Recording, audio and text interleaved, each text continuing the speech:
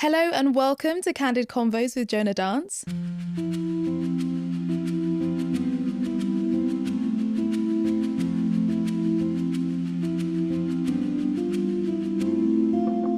My name is Monique Jonas. I'm the founder of Jona Dance and your host for today's episode.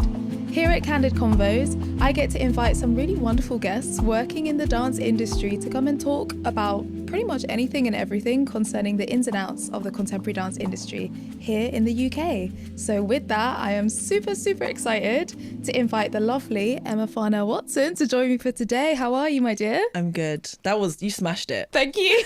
How's your day been? We had a casting. We went to class.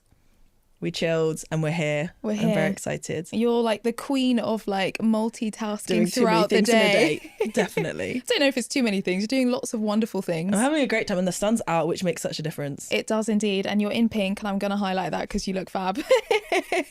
Before we get into everything, I would love for you to introduce yourself, talk about what it is that you've done, how you got into dance, maybe your journey, just like a nice summary of Little recap. Yeah, who is Emma Farnell-Watson? Let the people know. So I'm not going to take it too far back, but I studied at the Place, London Contemporary Dance School, did 2 and a bit years there, and I was very lucky to graduate a little bit early. Oh, I didn't know that. Yeah. I started working with Yasmin after my first term of third year. Mm-hmm. So I left a little bit early, and I'd worked with Yasmin previously in the National Youth Dance Company. Yes. So had a relationship with her already. I did about 1.5 years or 2 touring with Yasmin. Mm-hmm. Then I took a break and freelanced for a little bit, maybe like 6 months. And then I joined the junior company at Hofesh, Sector 2, did that for 1 year, and then joined the main company. Yes, you did. That for a while, maybe like 4 years. Gosh, with was COVID it in 4 the middle. years? Wow. Yeah, wow, a while. Wow. And had some amazing time touring internationally with them. Yeah. And then I can't believe it was only last year, like last summer, I left Hofesh. Gosh, that was recent. Yeah, that so was it was recent. just a year ago. Yeah, wow. And yeah, since then I've been freelancing. I've always on and off freelanced whilst I was working with both Yasmin and Hofesh. Mm-hmm. But it was nice since leaving the company to kind of fully immerse myself in the freelance world and build that momentum. I've done a range of bits and bobs. I mean, let the people know, because you said a range of bits and bobs. We're all like, yeah, run the CV. I mean, I'm not going to go into everything, but I've done some amazing things. I've been lucky enough to work with some really beautifully inspiring people. We've worked together recently for Longchamp. Yes, we have. Doing lots of things for TV, film, commercials, also still theatre stuff, and getting more into my choreographic stuff, which is really nice, which has been one of the main reasons that I kind of moved on from company work was to invest in my own creative practice and to start building my own stuff. So that's been really nice to do since then. Yeah, I think it's amazing to kind of highlight those things. I know it might feel a bit awkward and I'm like, tell everybody your CV. I know. But because like, I don't know if it was the same for you, but at school, you were kind of like taught, go into a company and then this was the career. And like, if you were freelancing or doing project-based, kind of people didn't give it the same sort of levity, yeah. You know what I mean? So I think it's good for people to like see someone who started in companies but has also been freelancing, like to hear and there's value in both. There's value in both, and also like that the career can go anywhere. Exactly. And I think it's just important to highlight those things. But you said you toured internationally. Where's maybe your favourite place that you've been? Oh, that's hard. Touring with a company to Asia for the first time was amazing. I think having that first experience, we went to Singapore. Oh, yeah, which was beautiful. We spent about a week or so there, and then I kind of tagged a holiday on the end, which was the best way to do it. Always the best way to do it. So that was really great. I mean, we went to Tel Aviv and I loved it a lot. Yeah, like, I've never been, but it looks like so beautiful. The food, the beach, the city, the people, like it was really, really great. I remember loving that. And our hotel was maybe like 30 seconds from the sea. This is always ideal when you can go in the sea before a show. Oh my gosh, like everyone's like, how do you prepare for a show, thinking that we're all doing this long, extensive preparation, meanwhile the dancers are out. Literally just chilling in the sea. Just chilling in the ocean, like, yeah, I guess we've got a show in about 2 hours. Well, exactly.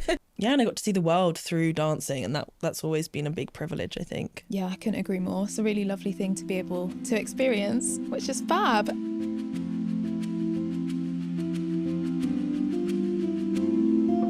Okay, so I'm going to keep this moving through. I've got a quick sort of fire, this or that. Oh yes, okay. I mean, it's fine. Cats It's or dogs kind of vibe. Yeah. Cool. But like dance edition. Love it. So, a couple of rogue ones in there, but hey, why not? So we'll start off nice and easy. Okay. Work in theatre or work on set for film? Film now, but Really? it used to be theatre. Okay, why? Because I did it more. Like I've done theatre for so many years. Yeah. That now I'm so interested on like dance on film, camera, Yeah. working with actors. Like this really is my thing. Yeah. But theatre it still has my heart. Absolutely. And I mean, you've been like assisting some sort of choreographic journeys and things like that for Yeah, I've like been doing theatre lots of work and assisting stuff, right? which has been really nice. Because I just did a big theatre thing and I Oh, you loved did? it. Yeah. There is something about working in theatre that you build this beautiful family and the kind of aliveness of theatre I love. Yeah. But yeah, But film? it just pays better also.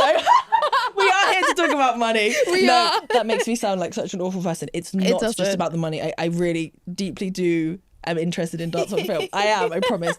But like in terms of like financial abundance in a way, I want to still do theatre work, but there has to be a balance. For a seasoned professional, let's put it that way, I think it's a perfectly normal thing to consider when you're Yeah, at this stage to of your balance career. out. Do you know what I mean? Also, Yeah. we're based in London. London is an You gotta pay the expensive bills, city. yeah. You've got to pay. No one wants to be scraping. No. I love the action. You're such a dancer. Am I that obvious? Yeah, babes, the dance is in us. Oh, try this one. You get to choreograph but not perform, or you get to perform but not choreograph. So you're doing a work and you're either choreographing but not performing in it, or you performing in it but you're not choreographing. Which do you prefer? That's a hard question for right now because I'm into making. But I love performing. That's so challenging. Today, I will take choreographing but not performing. However, like it's not like a long-term thing. Like I really would like to continue performing still. Yeah. Alongside. Amazing. And I mean, you've got many years of performing still in you. So Let's see. yeah, How you much I do. can be bothered. Oh yeah. Oh, the motivation is a real one. Classic one, socks or bare feet? Socks. Come on. Really? Dancing with Hoffa for 4 years Yeah, and you think true. I wouldn't want socks. We've been in very different companies. So To be fair though, like more recently I've been dancing in barefoot and it is nice. it's so nice. You feel so. I sound like such like. Depends I'm on like the it's so floor. grounded. It feels so all of this. That's an Ulston dancer right there. This is- That's why I was like, we've been in very different That companies. is very funny actually. I feel like this is very contemporary dance. Team tote bag or team backpack?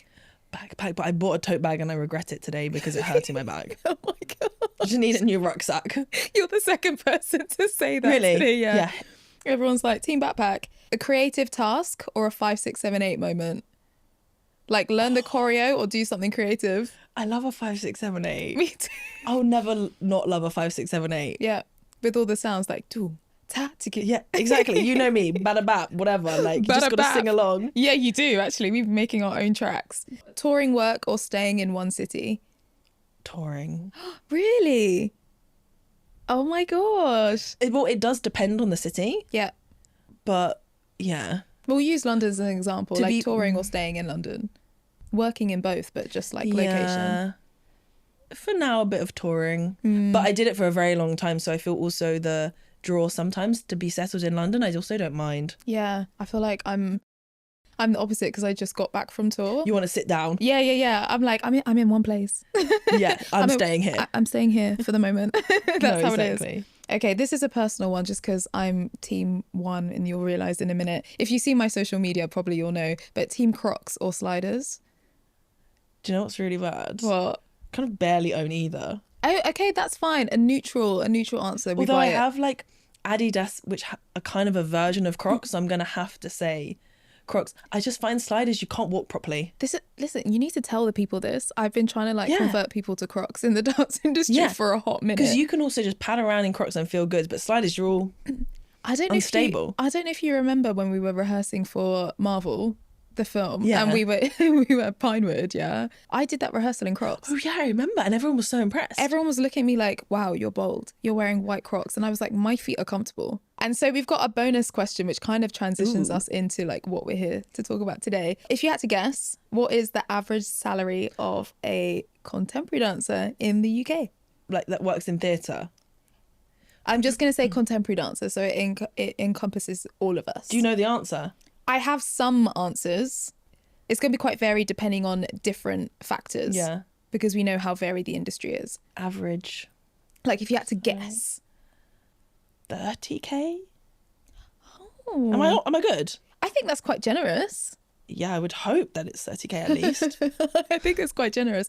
I randomly just one day went walking around Waterloo and and you ask asking people, the general public, just kind of like the average salary. And in general, the first response was, "Oh, probably not very much." And I was like, that's so disappointing, but also very much a reality for some people. Yeah. And on average, it was about 22k is what they said. It is what the people are earning. No, it's what people guessed. Okay. From the public, the massive sigh of relief from you there. You're like, what? Living on that in London is very challenging if you're living on 22k. No, absolutely. Yeah. Absolutely. Well, I mean, there's different people who make it work. Depends on their needs. It depends on and like rent and blah blah blah what you're doing. Yeah, their rent, how they're living. Some people could be living at home. There's That's all true. different. So you'd say about 30k. Yeah, tell me. Okay, the average salary according to the Office for National Statistics in London in general, this is not As a dancer. No, this is just the national Oh, one. the national average. Yeah, Okay. it's 44k. Okay. And I was like, oh, okay, interesting. This was like as of like March of 2024. But according to unbiased.com, a livable salary in London is approximately 50 to 60k. Yeah. I Right. agree. But after some research, the average dancer salary in the UK is approximately 24k. That's really not good. Again, it's fine because people have different needs. So it's not putting any shame on any salaries in any... No, it's not, but it's challenging to get by on that. If you're based in London, Yeah. I think it's just good to throw that disclaimer because we don't want anyone to feel any type of way about like earnings and things like that. But also, but what we're asking for and what you should value yourself as is should be higher. Yeah. Why do you think dancers are perhaps underpaid or perhaps undervalued when it comes to money? It's interesting because recently I was having a conversation, I can't remember why, with some friends about working in New York. And I didn't know this either until I knew I was going to be working in New York in November, is that you have to, it's very hard to work in New York unless you have a very specific visa or you're part of the union. And if you're not part of the union or you don't have a very specific visa, you cannot work there. Right. In the UK and London, it's very different. Like you can work as a dancer no matter whether you're part of equity or not. There is no union that protects you fully and allows you to be paid properly. And that's why in New York, the payment there is crazy. People are paid so well because the union is so strong and you cannot work unless you're part of the union. And then any work that there is, the only people that are coming in are through the union. So the standard is just there. Equity is amazing and they're doing such great things, but not many people are part of equity. Like I did a job recently and we spoke who was part of equity and most people either were and aren't anymore or just aren't. Why do you think that is? Firstly, I think there's like lack of education around why we should be part of equity. In dance school, you kind of talk about it, but no one accentuates the importance of it. You know, it wasn't Marvel. It was another film I did. I think it was Aladdin. And we had real trouble with the fee and equity came in and they did such a good job at fighting for us and doing what they're there for, which is standing for the rights of artists. But I think it's hard, this industry, because we don't have that union. We don't have a standard that we all agree on. And everyone's kind of working for different fees. It becomes very difficult when people are undercutting, people are working for less, people are working for more. It's hard and people need to get paid. They want to do work, so they're going to take work. And I get that it's a really hard thing. There's no kind of right or wrong, but it's difficult to then maintain a certain standard and to also elevate the value of what we do that way. Absolutely. And I think since you've just mentioned that about like people working for different rates, oftentimes when some jobs come out, which are not ones that are like publicly advertised, like someone's reached out to you directly and they want to do a project, and they ask you for your rates. Oh, this is very challenging. You know, like how do you price yourself well? Or like how did you learn to price yourself well? It varies so much from job to job because, you know, if like Chanel come to you or like an up and coming deodorant brand, let's say, that you're not going to be asking for the same thing. And that's what's difficult. And also if it's an up and coming brand and they're wanting to work with dancers, but they don't have a big budget, you have to really try and gauge what their budget is. I always think just go in a little bit high because then at least you know, because maybe you don't know, they might have a bit more money than you think. But I always think it's good to go in slightly high but have like the minimum that you'll do it for. But you have to gauge kind of what the company's reputation is and how much budget you think they'll have. Yeah. And sometimes I just also ask, I'm like, how much do you have in your budget for this? Because you clearly have, if you've got a good producer, they've put it they've out. given you a budget for sure. Sometimes it's, if you really are unsure, to just ask, yeah, what's your budget for this? Or what have you put aside for dance in this? Yeah. And you don't have to disclose figures, of course. But like when you first started to now, like how much has it changed from how you would have like essentially marketed yourself and put your base price to like now? Would you say that now that you're more established and you've done so much work across so many different fields, has your base rate changed a lot? I definitely, back in the day, I would do jobs for quite a small price and be okay. And now I'm like, I can't be bothered to do it for that. And also I shouldn't be doing it for that. Right. And I think there was something really interesting someone told me that they do, which is, let's say there's a job and they're really not paying well, but maybe you're really interested in it. And sometimes this happens, right? And they really don't have a budget, but you want to do it and that's all they can offer. It's really good to communicate with them and say, hey, I'm willing to do this, but I just want you to know. And they actually say this, I'm giving you a whatever 50% discount of what I would usually ask for, so that they understand the value of who you are and what you do, and that if they use dancers again, they'll know what they're supposed to pay them. Yeah. And I think this is great because it educates people, and it's very hard and nuanced knowing when to say no, when something is or is not reasonable. Yep. You know, some of my favorite projects that I've done have been passion projects where, you know, everyone just comes together and they're doing it because they want to make something. Absolutely. It's about finding balance though, no? Like exactly. Like you said, if like a friend or someone that you know is starting something and it's like you might be willing to lend your time perhaps for less of a fee, or in some cases also for free. It's just like, yeah, as friends, I'm about. You really want artistically to absolutely get involved. It's not saying no, we don't want to do those types of projects, but it's also like, this is also our living. This is something that we've trained for, that we're also well versed in. I don't know if this happened to you, maybe not, but like you go into a situation and people are like surprised about how much information you have and know about the industry, what dancers need, or something like what translates on camera and what doesn't translate, and like the nuances of these sort of things that can definitely fly under the radar. I guess the phrase like diversifying your income is like a super popular phrase nowadays. Like, how do you think this can be applied within the dancing world, or how have you applied this within your career? Yeah. It's an interesting question. I think also because back in the day, I felt actually when I trained as a dancer, I was so interested in a variety of styles. Like I really actually just wanted to dance for Alston. Yeah. And then You wanted to dance for Alston? You know, before I went to the place, I was doing like an Alston intensive. No way. It's a very long story. How did I not know that? Yeah. And then this whole thing happened from that intensive through Richard, which then got me into the place. Wow. Like it was this whole story. And then throughout the whole of my time there, people were like, you're going to be and do Alston, you're going to do the Alston Apprentice. And I loved it. Like I love Cunningham. But then I watched Political Mother, I saw the work of Hoffish, and then all of a sudden I kind of, you know, I loved both, but something drew me. Accidentally, I kept very versatile because I just liked a lot of stuff. Yes. Did a lot of workshop, loved forework, also loved the Cunningham stuff. And then when I left school, it was the same.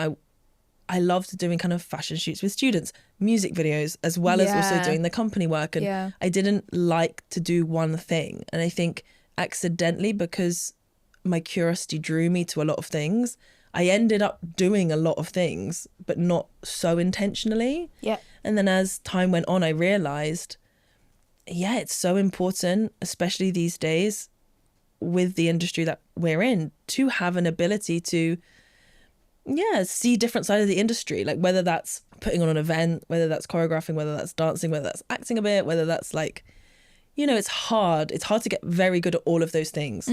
But even if it's just as subtle as being able to understand how different it is to shoot a self-tape than it is to dance on stage. Yeah. How different it is to present yourself in a contemporary dance audition versus in a commercial casting. You have to pull out different sides of you. And I think that it's very important to keep a sense of yourself and who you are as an artist and what you have to offer and your integrity, but be able to kind of pull and push different parts of you so that it helps you in different situations. Mentioning the self-tapes is a big one because no one teaches you how to self-tape. Oh gosh, it took me a very long time to not feel awkward being like, Yeah. hands, profiles. Yeah, okay, so let's get into this. But before we do that, I mean, self-tapes are super important because usually the high-paying jobs, those commercials, the ones with the buyouts, always require a self-tape.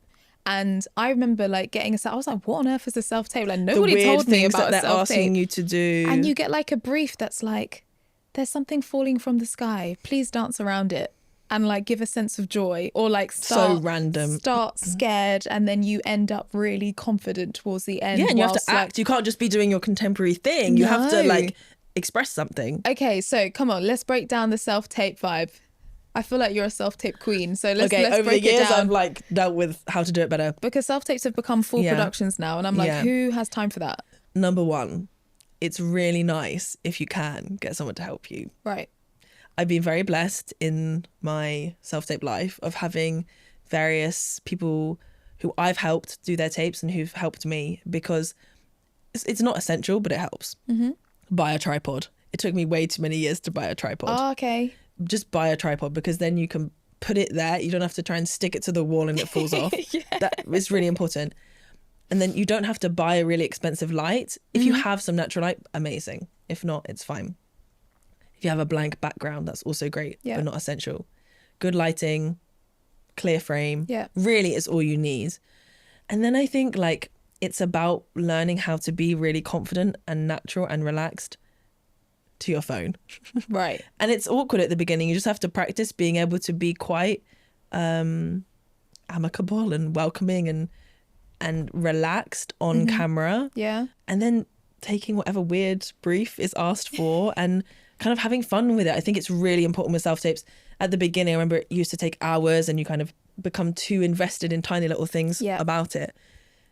And to be playful with it, find the character in it. Because also at the end of the day, it is about your talent and what you have to offer in terms of acting, but it's also to do with your aesthetic and the kind of character they're looking for. So you shouldn't also, I mean, the amount of rejections I've had from self-tapes, it's like thousands. Yeah.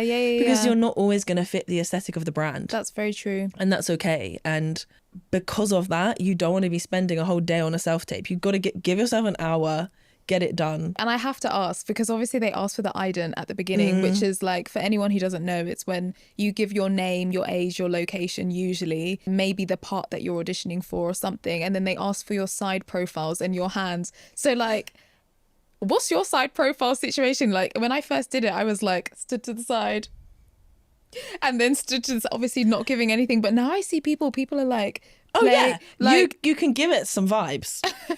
You can. And I think like they like to see personality. Like, how are you showing your hands? Just like this? Yeah, here are my hands. And do you smile behind it? Yeah, I mean, if you do a self-tape and you're like, hi, my name is Emma, and no one's going to like this. You got to kind of give it a bit of spice. Here are my hands. And when you do your profiles, give a little smile to the camera in between. Come on, drop these tips, because the people we don't know. I'm including myself in this. Yeah, we don't know. Just think, like, casting directors are going to watch thousands of these tapes every day. And they want to get, I know it's hard, a small sense of you in the time, whatever time that ident is. So be playful with it and enjoy it, and imagine you're speaking to a friend, I think is the best way to do it, so it's not so serious.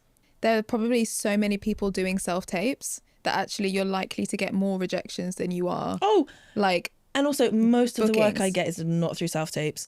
Let's talk about that. How, like, what's the main way that you would say that you get work? I would say 80% of the work I get is not through self-tapes or agents. I'm very lucky. It's through maybe a producer messages me, a director messages me, a choreographer messages me, and that could be through Instagram, through an email. I got an email the other day and I thought it was like a fake email, but it was actually a real work email, because I couldn't like understand why they would be messaging me. Yeah. Yes, agents are important. Yes, it's good to have, to be self-taping, because those jobs come through every now and again and they're great to have. But I think for me, it's always about your relationship with real people in the real world. Yeah. Whether that's like from taking class with people, from knowing people, from events or shows or parties or whatever it is. Yeah. Because people want to work also with people that they enjoy being with. That's true.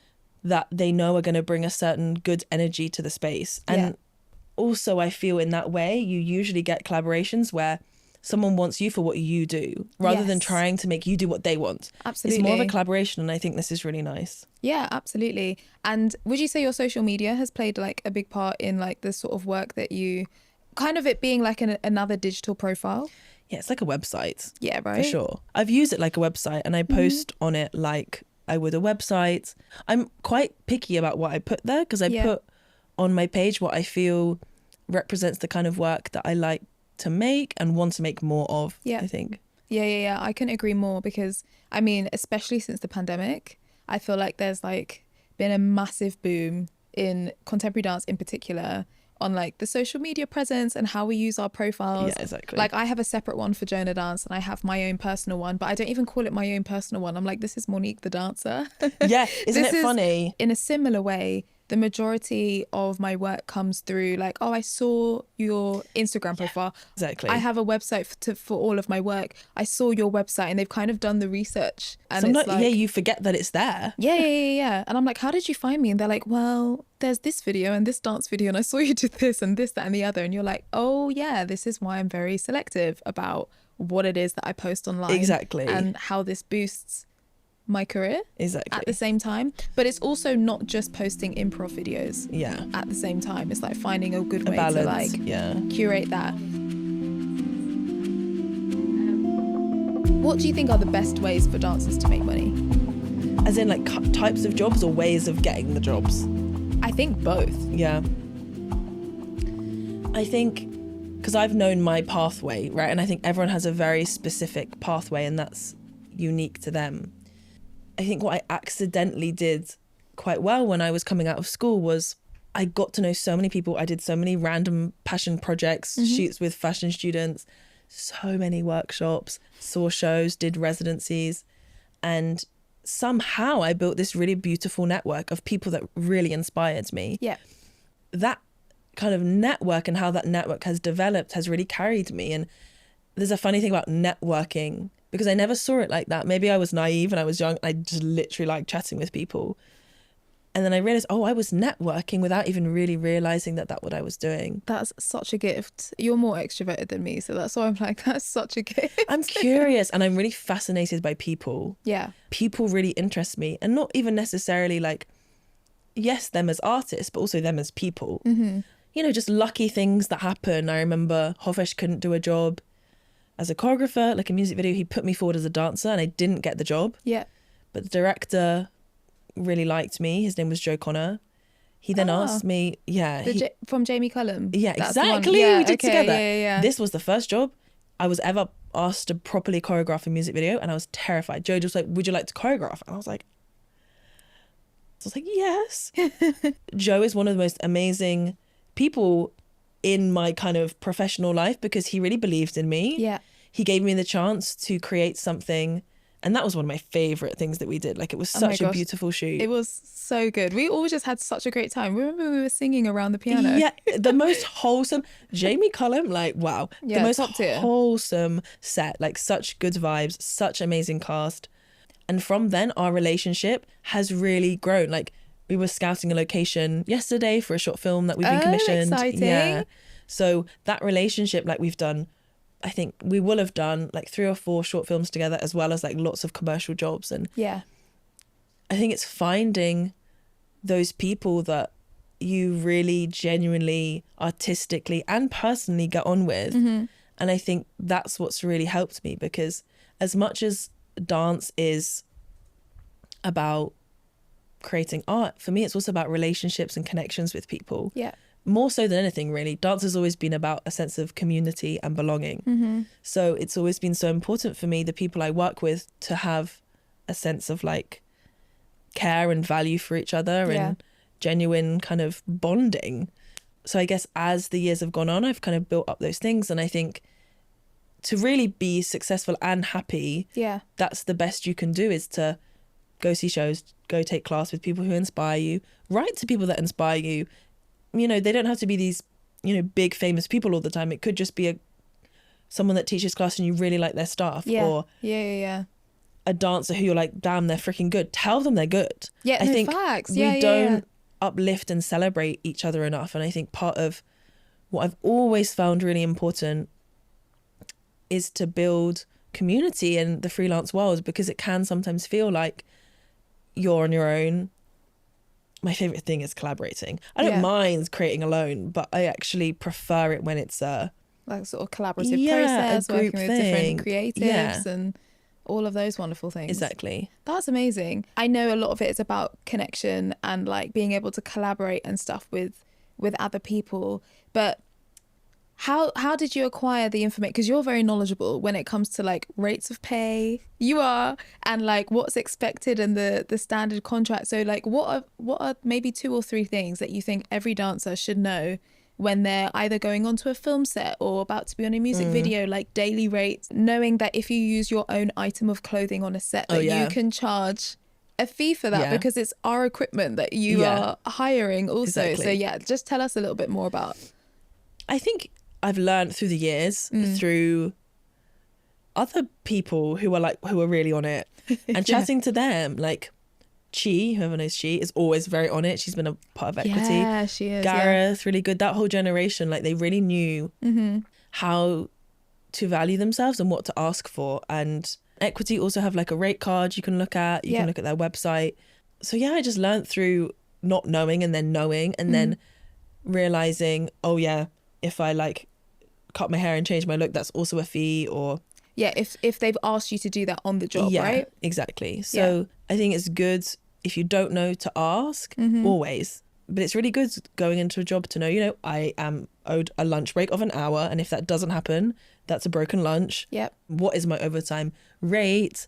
All these kind of things. And okay, let's not speed past that, because a lot of people don't know. A lot of people don't know. So like the standard is an hour's lunch, and if you don't get the full hour, then it really depends on the contract, because some contracts where it's a continuous day, where it's not a continuous day, and it kind of varies. And I think a really important thing is when you get any contract, how many people go and read your contract when you get it? I'm not gonna lie, I read it all through. Yeah, but you're Monique. You know what I mean? Not everyone is reading your contract. And I think you learn so much. If you read through a contract and you're like, what's a continuous day? And what's a broken lunch? And what does OT at blah, blah mean? Because often things are... they're abbreviated. And if you don't know what OT means, which is overtime, you don't know what they're talking about. Facts. So I think you learn from just reading your contracts. And then if you have questions, you can message me. That was really weird. No, that's not weird at all. I kind of love it. Also, go on Equity. Like, Equity are amazing. They have so many resources there. So read it, ask someone, go on Equity. What are some other like small like clauses and things that maybe we wouldn't know? Or for example, like someone is new to the industry, or they've been working in theatre and they're about to go into film, like broken lunch payment, or someone asks like, what's your overtime rate? Like, is there a sort of standard? It's usually, I think, like a percentage of your day rate. A percentage of the day rate. Because these are things that like you don't get taught in school. No, not at all. The sort of practicalities of like... And especially when I was at school, you were only really taught about how to go and be in a company. You weren't taught about how to go and freelance. Now it's different, I think. I think because people have more access to those who are working in the industry through social media and through chats and through podcasts and all of these wonderful things. Whereas like before, you kind of just saw what the companies were doing or the projects that people were doing, and the kind of in between of like, how did you get here and how did you manage that? Weren't as readily accessible. Navigating freelancing, like what are some of the things that you wish you were taught at school that you had to find out firsthand? There's something big that I like to tell people, and I think is so important. When you're working as a freelancer, you've got to learn to be okay with, number one, the unknown, and number two, having weeks where you're not working. And I think I've spoken to so many friends and people about how to cope with this up and down, sometimes irregular routine of work. And I think for a lot of people, when they finish a job, also like hormonally, you go from having like all this dopamine, all this massive high, you're moving your body loads, and then the next day you're back to like, what do I do today? And it's so important in that time to maintain a sense of self-worth, to not start to feel desperate or panicked or I'm never going to work again. Because when that starts to happen, you perpetuate that for yourself. You almost manifest that lack, that feeling of lack. And I think it's maintaining a sense of abundance in times where there isn't work. Yeah. And whether that's like doing studio sessions with friends or like doing something that fulfills you. And it doesn't always have to be dance, but I think the in-between times are so important. And Yeah. I had a big blessing for a long time that I always knew I was going back to work with Hofesh. Right. Yeah. So it was like a comfort yeah, knowing it was that a you massive had comfort. a period of long-term work. Yeah, and I knew that my freelancing work was not the be-all and end-all because I was going to go back to something. So worst case scenario, I wouldn't work for a few weeks. Worst case scenario, I'd be okay and I'd go back. Yeah. So I also understood that I had that privilege, but I think it taught me how to be relaxed in those periods, and then you end up getting more work. It's true. Because people want to work with people that have a calm sense of themselves, that aren't maybe desperate or anxious or worried about when the next job is coming. And of course, it's a Absolutely. reasonable way to feel. It is. 100%. And there are going to be days where you can handle that better than others. Yeah. I'm not going to sit here and be like, there's an abundance of work, because like the industry fluctuates and there's some times where there's an abundance of work and there's many times where there isn't an abundance of work. But this kind of like, not like you said, not approaching it from a mindset of lack. Yeah, is really and big. feeling like, oh, if I don't do this, then I won't get anything else. And Exactly. then it can kind of like cause you to maybe say yes to things that are Not so right. that yeah. don't, they're not so right for you. They may not align financially. Listen, it's dancing. There's always more opportunities to dance at some point. It may not always look like that big commercial with a 10k buyout, but Exactly. you know what I mean? It might be a theatre thing, it might be a friend's passion project, but actually there are multiple ways to continue your enjoyment and investing in dance at the same time. Yeah, exactly. You know? I feel like I've had a lot of chats with friends about it and their sense of self and identity and worth in between jobs. Yeah. Because no one also really talks about that. Yeah. Reach out when you're struggling and feel like you're doing this thing with everybody. Yeah. Everyone's going through the same thing. And I think Absolutely. it's not, a singular fight. We're all in this industry together. And I also think that to an extent there is an abundance for everyone, and to feel that you can uplift and celebrate other artists as well as, they get work, you get work, rather than it being this competitive thing, I think is so Absolutely. important. Absolutely. And it takes a certain, mindset and relationship with yourself to be able to genuinely celebrate other people's successes, irregardless of whether you're working or not. And I don't know about you, but I feel like that's really underestimated. Because I'm a time. bit like, I'm of the mindset where it's like, oh, if I've got a job, I'm like, oh, who else can I bring onto this? Like, Yeah. It's not just let's share it. It's like, oh, all of us have done this. And then this person has got this. And then maybe they'll be like, oh, hey, I'm on this. And It's then you kind of start always- to like share it around between each other. You get to lift each time, other yeah. up. You get to get experience on new things. Like it was a close friend of mine where I was able to rehearsal direct for the first time. And I was like, wow, thanks for trusting me with this. And then I'm like, you learn those skills and then you try it again somewhere else. And then you try, and then these are how these sort of things develop. And we kind of like continue to pave our own ways, you know? exactly. And when you give, and it's not like it's not always so give and take, like I give something to you, give it to me back. Yeah. But often this sense of service and giving, if you give and you sow and you nurture, you will receive. It may not be from the same place, Yeah, true. but it's this energy of generosity, I think, reaps something different. Absolutely. And also you mentioned agents earlier. Do you think having an agent is necessary in Interesting. 2024? As someone who started in contemporary dance, I know you do a lot of Yeah. stuff in the commercial world as well. Yeah, because I get a lot of like questions about agents and people recommending me for agencies, and it's a really interesting one because certain agents, like my kind of usual commercial casting agents, they're great. They fight for what you need in a job, but those commercial jobs are a lottery. You will do hundreds of tapes and you'll get a handful of those jobs. Right. If you were getting all of them, you'd be a millionaire. Oh my gosh. Because they do pay well. Yeah. Then there's other agencies like Take 3 where you're getting a bit more regularly. You could get work because they're doing movie stuff. So it's not Yes. specifically just one person for a commercial. But then again, like some of these agencies, they will have other kind of castings. Like recently there was a call out for cabaret. They maybe do auditions for musicals. So there aren't just commercials. So I think it is worth being on them.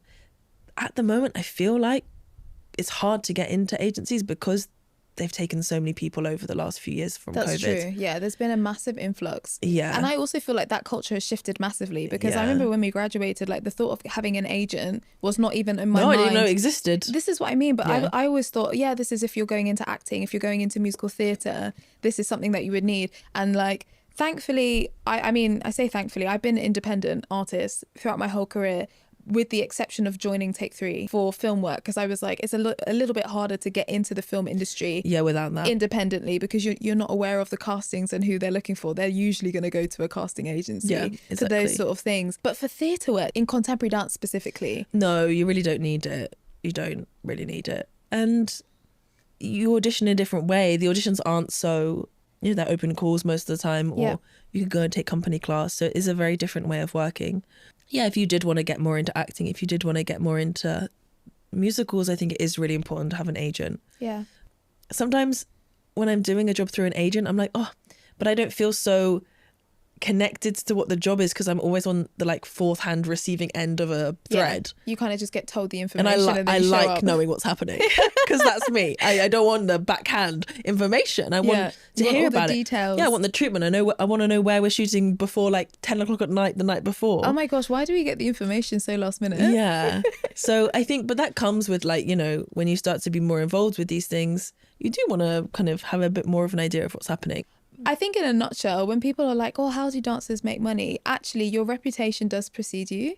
And like word of mouth is massive. Yeah, big time. And this is why people are like, just be nice. Be a nice person to work with. Because it's true, like if people enjoy, like you say, the connection that you've made with other people on set, or they've enjoyed working with you, they're likely, if there's like, oh, I'm going to think of this person when this happens. And then this is kind of like how it goes through. And then people see your social media, and most of the time people are like, oh, I was sent your profile, I was sent this. And I also wonder, like thinking back to like when we first graduated, and I don't really recall many conversations about money and how we manage our finances. And like, do you look at like how you manage yourself as like a business, like you are the business? Yeah, I was gonna say something about this.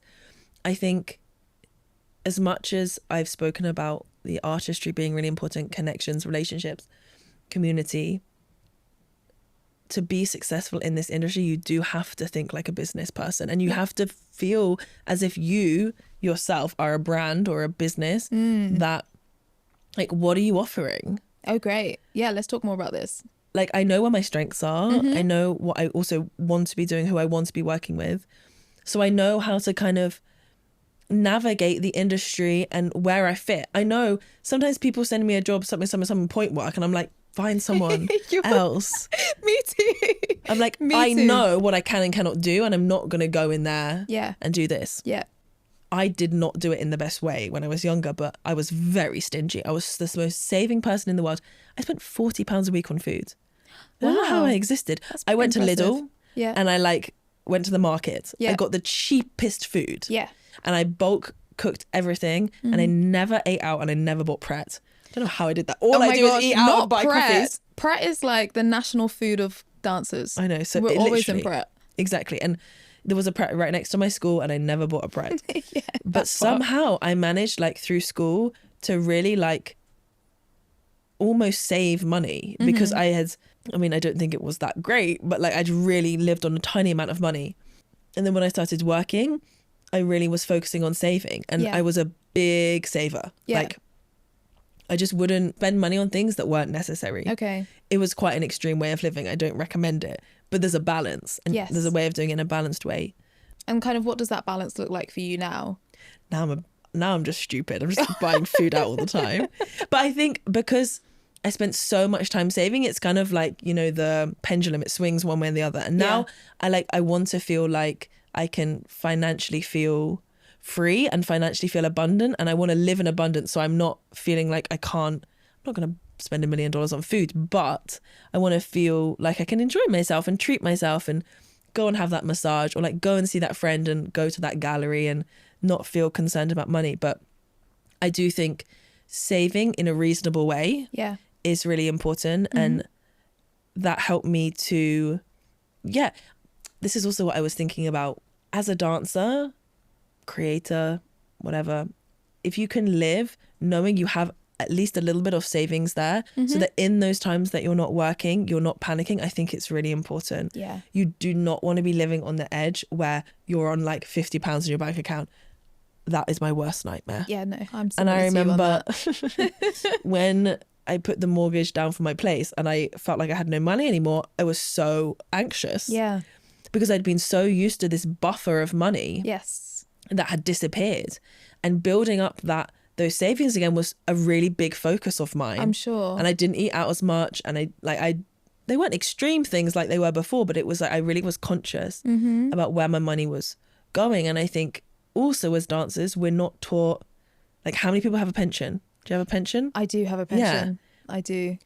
Do you? Yeah. Okay, yeah. But no one tells you to have a pension. And through Hotfish, we had a pension, but it's very small. And I've started putting money into my own pension, and that's so important. I think for both of us, maybe the introduction was via company life. Yeah. And because like at Alston, we were automatically enrolled in a pension. Yeah. And then it's similar with New Adventures. You automatically, well, it's not, yeah, you get an opportunity to pay into a pension, and you get the choice to choose all of that type of stuff. So I have that because since I've started working professionally, that's what I've known to do. Yeah. But for like someone who is maybe graduating now and is not going directly into a company. And is freelancing, yeah. You know, that's not necessarily the thought. And you also don't think like you want to use your money. You're not thinking about putting it away, but like there's so many great benefits about having a pension. So the pension that you have would be through your contracts in the company, which I had. But then when I left the company, I started a private pension where it's amazing. You put in, let's say you put in £1,000, the government gives you 25%. Right. That's crazy. Yeah, that they give you that much money every time you put in money. No matter how much you put in, they will always match that. Wow. And you also get tax relief from it. So you don't pay tax on the amount of money that you put in your pension, which is great. So there's so many benefits that people don't know about pensions. Absolutely. That I think are so important. And just be aware of, because I think like there are so many other industries where you get taught about like pensions, and then people are like, you know, you get a new job and they've got benefits and like all of this stuff. So jealous. Dancers like, benefits where? Yeah, where are those benefits? Where are those free massages? We're like never seen that in our lives. Do you know what I mean? Unless you're like teaching for a school or you're in a part of like a really established institution and working in that side, and they're like, you get free eye tests every time you go here. I need an eye test. Don't start. No, I actually do need an eye test. Actually? Yeah, I haven't done one in years. You send me. But moving back, I also want to touch on managing tax as a freelancer. Yeah. Oh, yeah, this is really important. We're not tax advisors by any means. No. This is just like what we do, and in this case, what Emma does. How did you go about managing tax? Because obviously the first year when you graduate, you don't have to pay any tax for the most part. Don't quote me on that. But that was the thing. Like, you know, you don't have to pay for like the first 6 months or something after you leave school. But no one really, again, tells you how to manage your freelancing salary. Yeah. For taxes. Like, are you someone who files in April, or are you a January filer? I'm always a January filer, and I shouldn't be. Yep, I know. I disappoint myself. I could like, and I've done something a little bit different this year, but I had a spreadsheet for every single month that I'd put my expenses in. Oh, well done. So I'd put how much I'd spend on food, how much I spent on travel, etc. So whenever it came to doing my tax, it literally took like an hour because it was all there. So it was always question, really easy. do you do your own taxes, or do you have an accountant? I don't have an accountant. Yeah, no, same. Neither do I. But I know many people who do and prefer to go that way. Which is also a good thing to do. Yeah, so I would kind of have the necessary things that I would need in order to do it. I would say it's really not as intimidating as people say. If let's say you're graduating and you haven't done it before, it's really good to maybe for your first time do it with someone who's done it. Yeah. Like I used to sometimes do it with a friend, just so you feel supported doing it. You get all your receipts out together. Yeah. You know, you get it. You figure it out. You get through it. And do you think about like saving a portion for your tax? Yeah, each I do. year? And one year I didn't put aside enough, and that was very challenging. Scary, no? Yeah, because I'd put money into savings of a certain kind of savings, but I didn't really want to take it out of there. Yeah. And my current account, I just hadn't put my money in the right places at the right time. Yeah. And that was not funny. So I do think it's good to do it early and to know how much you're going to have to pay. But I got a rebate this year, which was for my first time ever. That was the most amazing thing. Free money from the tax man. Free money from the tax man. It was like the best present ever. I can imagine. I can really imagine. Except I haven't put that money into my savings. I've just left it in my current account because I'm like, they're just going to take it back for tax anyway. I mean, yeah. But honestly, I highly recommend filing earlier than later. No, Because it's really good. I also got caught out one year where like I had thought that my tax was going to be X, Y, Yeah. and Z. And it was a really lovely year financially in terms of work. Work was like abundant. I forgot to take into account the class 2 and 4 national insurance. And so I was like, oh, I've got this. And then I looked and I was like, but thankfully I'd filed it early. And so like So I you had enough time. Yeah. I mean, I just like moved it from savings and I was like, cool, I now need to find work that's going to put back that. So then I can start from scratch. But these are things that like you kind of just end up having to figure out by yourself. Yeah. And I think in the industry, we have to like, for most people individually, you kind of do it by trial and error. Yeah. You're like figuring it out. And I'm like, why do you think like talking about money and fees, how much we're paid and all of, because No, you know it's there's really a hesitation even when you're like, oh, how much are you getting paid, you can feel people don't want to say it. And I do also think an element of it is cultural in definitely. the UK, but like why do you think it's so taboo to talk about money? There's this attachment to, we're doing art and it's not for the money, and we're fine to be struggling artists, and or a shame around wanting or demanding the amount of money that you're worth to do something. And Sure. I've always, I don't know, I haven't felt shamed about it because I think it's really important that we're paid properly, and that I don't think people should be shy that they want money. We need money to live. Yeah. It's the narrative in the world that we live in. Like you can't pretend, it's a story, it's an illusion, but it's what we need in order to survive. And I don't need to be a millionaire, but I think I want financial abundance and I want to feel like I can live a comfortable life. And Absolutely. we work hard, you know? We do. All those trainings, all those tondus, all those pliés. You know what I mean? We learn the upper, middle, lower back curve. Yeah, exactly. You invest a lot into this thing. I mean, it's interesting because I've worked with a variety of companies, and some of the companies were really not cool about talking about money. But like with Hoffish, actually, we had in that company such great conversations about money, about fee. Yeah. We had a whole conversation about increasing the fee, and it was received really well. And I think that was such a refreshing way to look at how to deal with, what a fee should be. Yeah. And how that conversation should go between an employer and, I mean, I'm very lucky that that's how it was. Yeah. That it was a really open dialogue. It's not always like that. So, and for a newcomer who's like new to the industry, maybe freshly graduated or transitioned into the dance world, like what advice would you give in terms of like how best to advocate for yourself, for your fee? Like if you feel like the fee should be more, because I know that can be quite daunting and people are scared of like losing work. And I'm of the opinion, I'm like, listen, if you give something like this, you have to kind of not be afraid to lose work in some of those discussions. It's a challenging one. I mean, there's an element of courage and like being bold and just like and asking knowing with respect. Yeah, and I think it is. It's about not being demanding in a rude way. Yeah, for and sure. being really understanding and saying, this is what I feel comfortable being paid.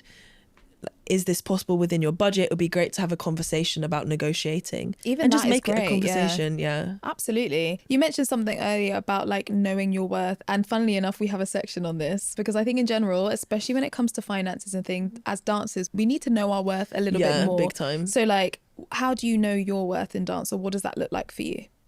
How do I know my worth? Yeah. I mean, we've been doing it for a long time. True. I think when you've invested a certain amount of time, whether that's like we've done a lot of company work, we've toured a lot, that you've experienced a lot of things, you start to realize, and it does kind of creep up on you sometimes, like, I kind of know some stuff. Yeah. And I can do some stuff, and I have a value and I have things to offer. Knowing that you have a value, whether you're doing big jobs or not, is like so important as artists. Like whether you're on the main stage or whether you're doing something that is viewed as smaller or less significant by other people, whatever that looks like, your value as a person, as an artist, it doesn't change. Exactly. But I also feel like, maybe just speaking from my own experience, like sometimes you don't always fully believe that. And it's like, oh, my worth is attached to being in a company, it's attached to doing work and productivity, whereas I'm 100% in the opposite space where I'm like, me at home watching Judge Judy, shout out Judge Judy, we're still a valuable artist whether we're on stage doing something or when we're not. So I think that's also like an important thing to kind of definitely to remember.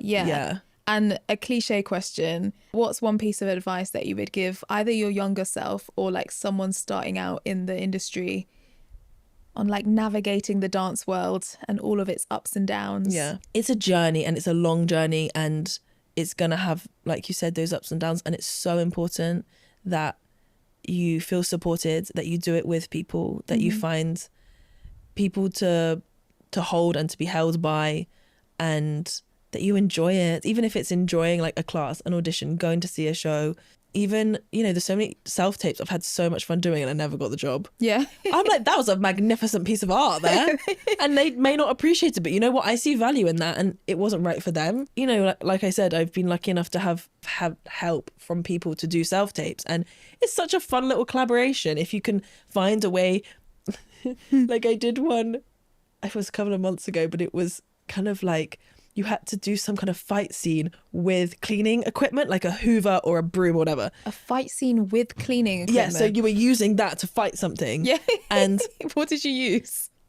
we did multiple sequences. Oh, you and I used did? a variety of things, starting with like a, frying pan, and then using the Hoover, and then using the broom. And my friend was like reacting to it was so much fun. Oh my God. Did you film this outside? It was in my apartment. Oh, okay, fine. I was just imagining you in the street with like a frying pan. Oh, I probably could have done that too. I think it's really important when you do anything that you're not doing it for the approval of somebody. I'm not doing it for the approval of the director. I'd love for them to love it. Yeah. But I'm also doing it for something other than that need, you know, because I'm having a great time with my friend doing this thing, because actually it's fulfilling me in a different way. And especially with self-tapes, not that you outgrow them, but the certain kind of commercial self-tapes where you're just doing fights with kitchen equipment, like there becomes a time where that's not so fulfilling anymore. And also it's okay to go, you know what, I've barely done any self-tapes recently, and that's okay. I'm just moving on to other things. Absolutely. And keep doing what fulfills you, keep being inspired, keep being curious. Yeah. Let that drive you. It's so important to remember your value regardless of whether you get that thing or not, because art and dance is so subjective. What one person thinks is good, the other person will think is horrible. Absolutely. So it doesn't really matter. As long as you're really on that journey of exploration and discovery 100%. within yourself, art is art. As long as you like invest for long enough that like it will become more of what it is within you. Are you working on anything at the moment, or is there anything that we can look forward to seeing you be a part of in the future?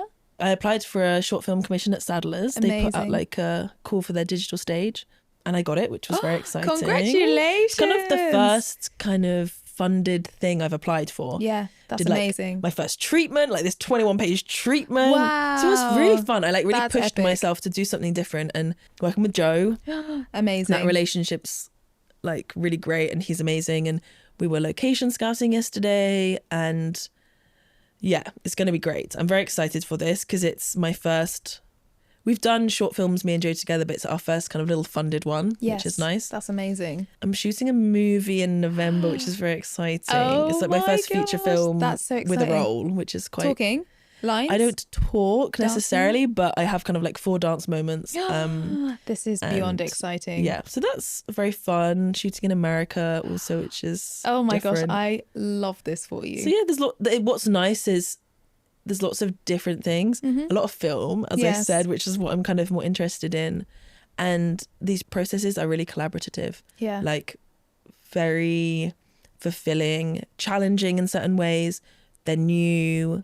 And that's what I've kind of decided. I've started to say, be more clear about what I'm saying no to, and direct myself a little bit more towards Yeah. things that challenge and scare me a little bit and are new, Absolutely. and that push me in a bit of a different way. Yeah, absolutely. And I think it's just a real testament to remind people that there's no one way through this industry. We can go from working with companies to doing shorter projects to doing site specific to having one-day gigs to filming films in New York and doing all of those wonderful things. Or you could just be sat at home and enjoying some rest. Yeah, and exactly. It's like how we make money as dancers really varies, and we can tailor it to ourselves. And I think that's super important. And so on that note, I'm going to say a massive thank you for Thank you for spending having some me. time chatting about money, how we make money, our industry, the ins and outs. And it's time to hear from you guys. You can leave a comment, let us know your thoughts on this episode, how you think or how you thought dancers make money. Did anything surprise you? Did anything make you curious to know more? Let us know if you have any questions, and if you have any other topics that you want us to explore and talk about, leave it in the comment section below. So thank you so much. Don't forget to like, comment and subscribe. Have to put that one in there. Like, comment, subscribe. There it is. And we'll see you next time. Thank you so much.